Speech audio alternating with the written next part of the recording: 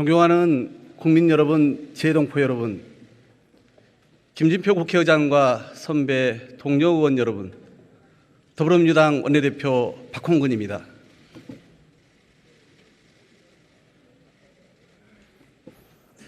연설을 시작하기에 앞서 지진으로 인해 수많은 사상자가 발생한 튀르키예 시리아 국민께 깊은 유로의 말씀을 드립니다. 12년 의정활동을 해왔지만 원내대표로서의 시간은 더 특별합니다. 어느 때보다 어렵고 무거운 책임을 맡아 야당이지만 국회 다수당으로서 끊임없이 여당과 협상을 해왔습니다. 그러다 보니 더더욱 이번 교섭단체 대표 연설만큼은 우리 정치에 대한 문제의식과 미래에 관해 이야기하고 싶었습니다.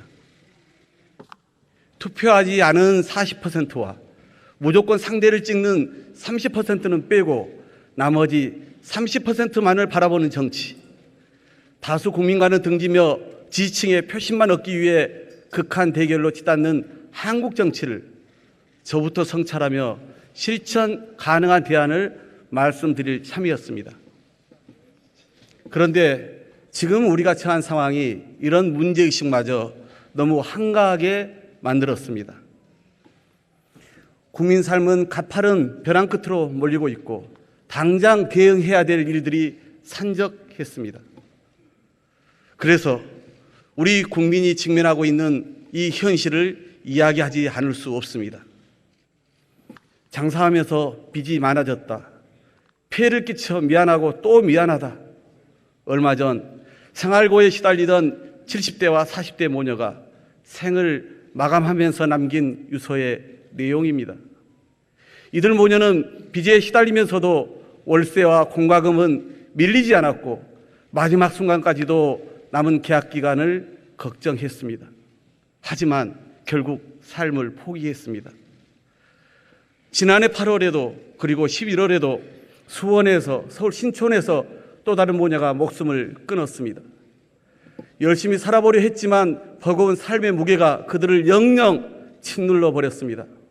우리 정치가 과연 이들이 진 짐을 조금이라도 덜어줬는지 깊이 자문합니다. 지금 이 순간에도 고물가와 생활고 속에서 살기 위해 몸부림치는 국민들이 많은데 정치는 무엇을 하고 있나 생각하면 미안하고 또 미안합니다. 우리는 윤 대통령의 입장을 한 번쯤은 생각해 봐야 된다. 대통령 멘토라는 분이 얼마 전 한 말입니다. 저는 달리 말씀드리고 싶습니다.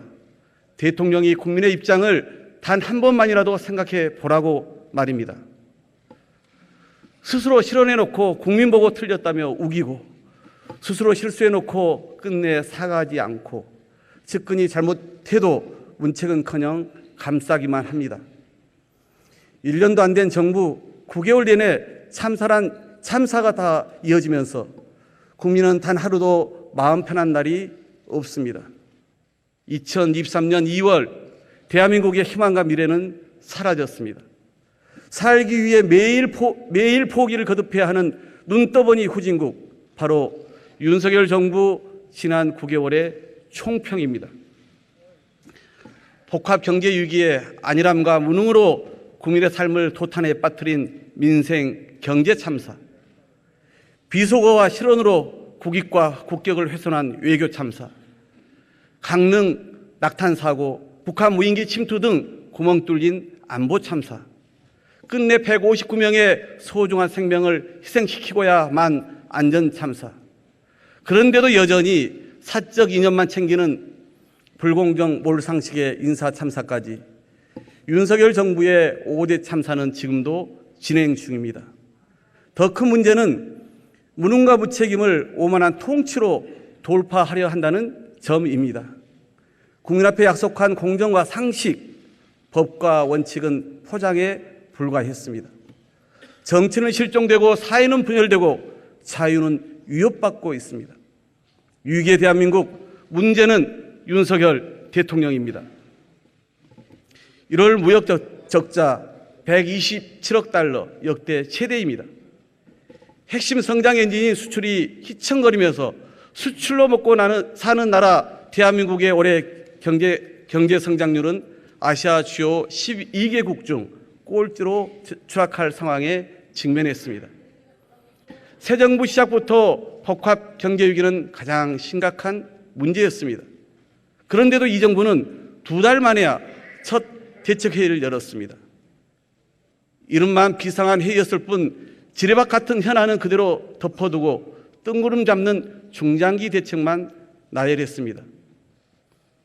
김진태발 레고랜드 사태로 채권시장이 꽁꽁 얼어붙을 때조차 대통령은 보이지 않았습니다. 작년 5월부터 9개월째 5% 이상의 고물가가 지속되면서 그 여파는 국민의 삶 곳곳을 헤집어 놓았습니다. 줄이고 줄여도 생활비 감당이 안 돼 적금을 깨는 청년들, 저녁 퇴근 후 편의점 배달을 시작한 직장인, 금리 인상도 버거운데 코로나로 힘들었던 자영업자들은 다시 벼랑 끝으로 내몰렸습니다. 1월에 이어 이번 달엔 온 국민이 난방비 폭탄을 맞았습니다. 그나마 아파트나 시설이 갖춰진 집은 좀 나은 편이라고 합니다. 단열이 안 된 낡은 집일수록 난방비가 상상을 초월할 정도입니다. 버스, 지하철, 택시 요금 인상까지 끝이 없습니다. 국민 실질 임금은 8개월 연속 마이너스입니다. 어려운 사람이 더 어려워지는 개미지옥 2023년 대한민국의 모습입니다. 하지만 난방비 폭탄에도 윤석열 정부의 첫 대응은 전 정부 탓이었습니다. 법인세 감면 등 초부자, 재벌 대기업 지원은 속도전을 방불케 하더니 민생과 직결된 문제는 근본적 대책이 없다고 말합니다. 위기 상황일수록 대통령의 리더십이 중요합니다. IMF 외환위기 속에서도 고 김대중 대통령께서는 국민 통합의 리더십을 발휘했습니다. 국민의 마음을 하나로 모아 위기를 극복하고 국가 대전환의 기회로 만들었습니다. 지금 윤석열 대통령에게 김대중 대통령의 리더십까지는 기대도 하지 않겠습니다. 민주당이 제안한 30조 원 긴급 민생 프로젝트, 7.2조 원 에너지 물가 지원금이라도 신속하게 검토해 주기 바랍니다. 민생을 구하는데 여야가 따로 일 수 없습니다. 하지만 예고된 당정 협의까지 미루며 야당 제안이라 받을 수 없다는 윤석열 정부의 정략적 인식이 절망스럽기만 합니다.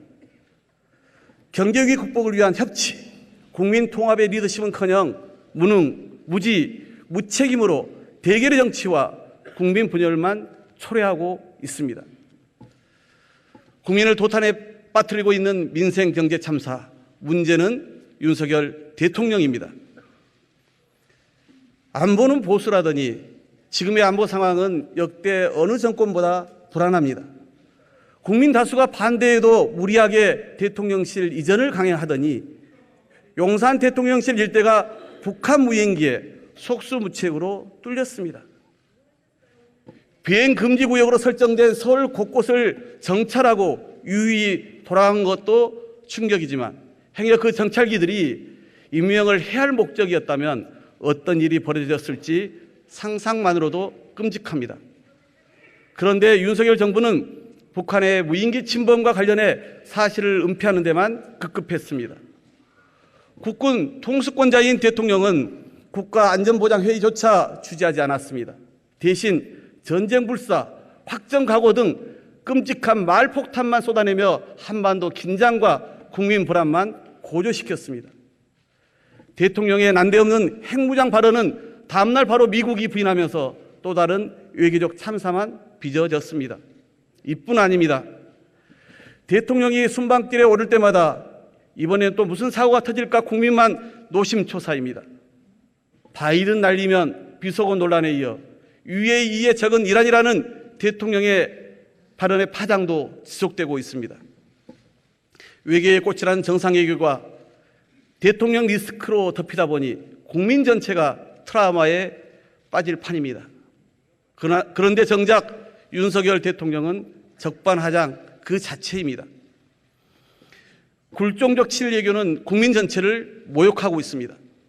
전쟁 가능한 나라가 되겠다며 일본이 국가 안보 전략을 수정해도 이를 이해한다며 일본의 군사 대국화를 용인합니다. 대법원 판결마저 부정하고 일본 기업이 아닌 우리 기업에 강제징용 배상 책임을 전가하는 황당한 결정을 해놓고선 이를 해법이라 주장합니다. 눈앞에 닥칠 현실적 피해를 우려하며 우리 수산업계가 정부 대책을 요구하는데도 정작 후쿠시마 방사능 오염수 방출 문제에는 제대로 항변 한번 못하는 윤석열 정권. 국민은 정부의 돈 없는 친일 행보에 윤 대통령은 도대체 어느 나라 대통령이냐고 묻습니다.